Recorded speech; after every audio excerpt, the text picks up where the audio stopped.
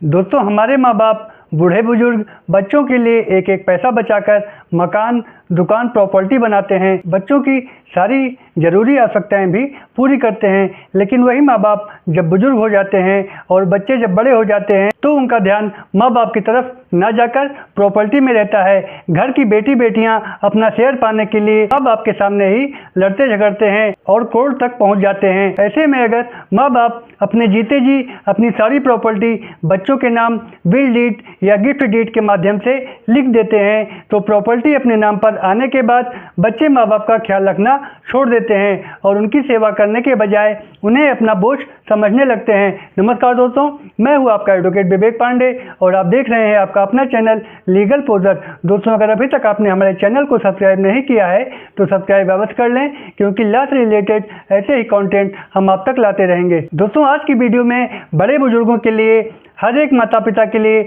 बहुत ही इम्पोर्टेंट होने वाली है, सो वीडियो को बगैर स्किप किए हुए पूरा जरूर देखें।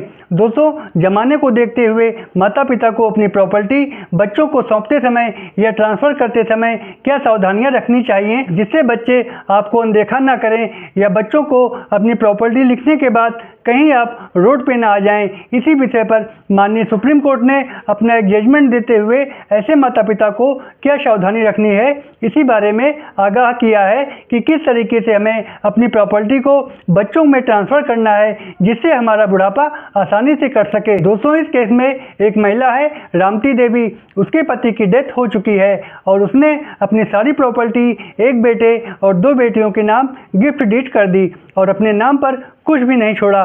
प्रॉपर्टी अपने नाम होने के बाद उनके बच्चों ने उनकी देखभाल करना बंद कर दिया, यहाँ तक कि उनकी दवा पानी का खर्चा भी बंद कर दिया। इससे दुखी होकर उस महिला ने under section 23 of the senior citizen act एक पिटीशन फाइल की और ये पिटीशन दाखिल की गई ट्रिब्यूनल कोर्ट में।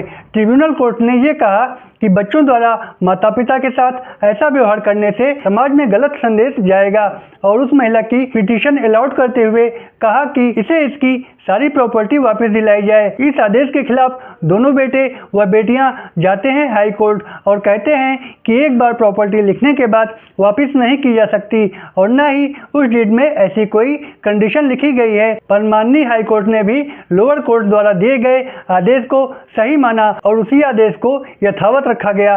इस पर उनकी बेटियां जाती हैं सुप्रीम कोर्ट और कहती हैं कि गिफ्ट डीड में ऐसी कोई कंडीशन नहीं लिखी है कि हम इनका मेंटेनेंस करेंगे और इनकी देखभाल करेंगे। माननीय सुप्रीम कोर्ट ने दोनों पक्षों की बातें सुनी और पाया कि गिफ्ट डीड में ऐसी कोई कंडीशन नहीं लिखी गई है कि अगर इनकी ज़रूरतों को पूरा न किया गया तो डीड कैंसिल कर दी जाएगी। और इस पूर्व में किए गए आदेश को निरस्त करते हुए कहा कि जब भी माता पिता को अपनी प्रॉपर्टी बच्चों के नाम डीड करनी हो तो उसमें ये पैरा जरूर मेंशन करवाएं कि अगर मेरे बच्चों ने मेरी देखभाल, मेरा मेंटेनेंस न दिया तो गिफ्ट डीड कैंसिल मानी जाएगी और सारी संपत्ति पुनः हमें वापस मिल जाएगी। तो जब भी आप बच्चों को कोई डीड लिखें तो ये बातें जरूर लिखनी चाहिए, अदरवाइज पछताने के अलावा और कुछ भी हाथ नहीं लगेगा। तो दोस्तों, ये था हमारी आज की वीडियो का विषय पसंद आया हो तो एक लाइक करके चैनल को सब्सक्राइब कर दें। फिर मिलेंगे एक नए विषय के साथ, तब तक के लिए गुड बाय एंड थैंक्स।